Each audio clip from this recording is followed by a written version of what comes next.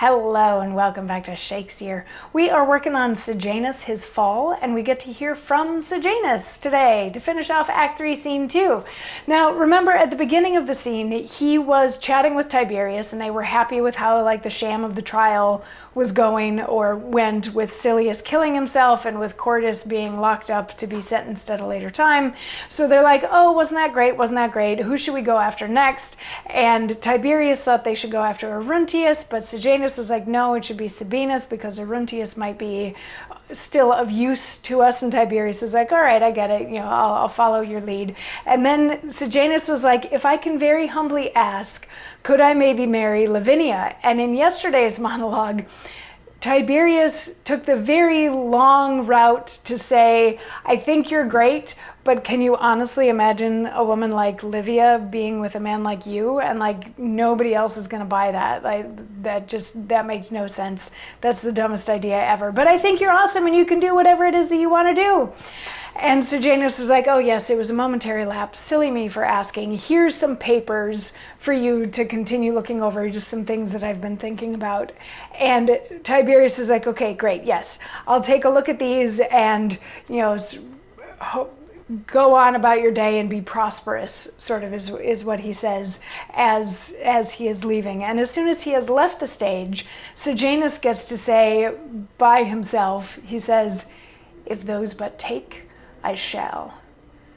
Dull, heavy Caesar, wouldst thou tell me thy favors were made crimes, and that my fortunes were esteemed thy faults, that thou for me wert hated, and not think I would with winged haste prevent that change, when thou mightst win all to thyself again by forfeiture of me? Did those fond words fly swifter from thy lips than this my brain, this sparkling forge, created me an armor to encounter chance and thee? Read my charms, and may they lay that hold upon thy senses as thou hadst snuffed up hemlock or taken down the juice of the poppy and of mandrakes. Sleep, voluptuous Caesar, and scrutiny seize on thy stupid powers and leave them dead to public cares.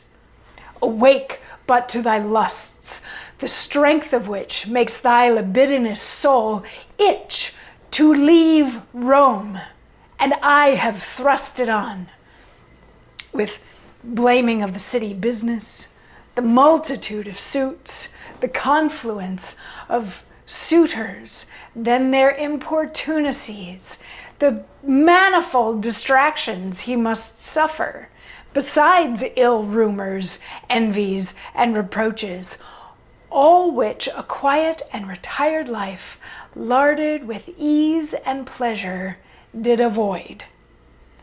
And yet, for any weighty and great affair, the fittest place to give the soundest counsels. By this I shall remove him both from thought and knowledge of his own most dear affairs, draw all dispatches through my private hands, know his designments, and pursue mine own, make mine own strengths by giving suits and places, conferring dignities and offices. And these that hate me now, wanting access to him, will make their envy none or less. For when they see me arbiter of all, they must observe, or else with Caesar fall. So a couple days ago when Sejanus was doing his Please May I Have Livia's Hand, I said that he did it with as much humility as he can muster, because he's not a man of humility, and this monologue shows us that yet again. We're getting to see his manipulative puppet master type side. All of this that he's putting together is still a fancy ruse to get Tiberius out of power, to get rid of all of his enemies, so that Sejanus can become Caesar. So what he says at the beginning, at the beginning, first he has to have the seriously, you're going to tell me that I'm not good enough for Livia type moment. He's like, do you think I'm not prepared to do battle against such puny little brains as you? Like, come on, I'm completely prepared for exactly this situation. And then what he shares is these documents, like these thoughts that he has written down and just handed off to Tiberius for Tiberius to take a look at, are exactly the sorts of things that are going to drive Tiberius nuts. He says that he wants the words on these pages to get into Tiberius' head as if he has consumed poison. And these things are going to take up all of his time, all of his attention, and make him want to leave Rome because he's going to get so annoyed with it. It's going to be silly little city business stuff and suits and suitors and all these distractions and rumors and all sorts of stuff that's really going to get under Tiberius' skin and make him want to leave Rome, make him want to take a vacation. Because if Tiberius takes a vacation, then Sejanus can liaise on behalf of the emperor, and everybody that needs something or wants something from the emperor is going to have to come to Sejanus first.